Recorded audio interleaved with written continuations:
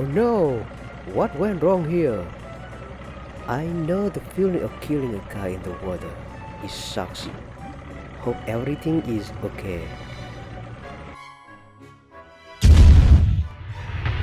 What's the crazy thing you ever seen as a boat ramp?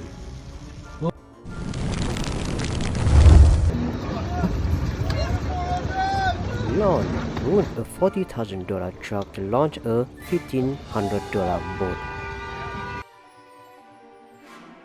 This man was launching the jet ski when suddenly his car slipped down.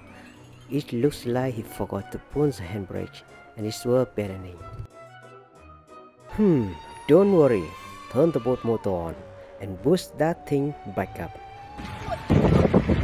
That's why the trailer should have a working brace of it on.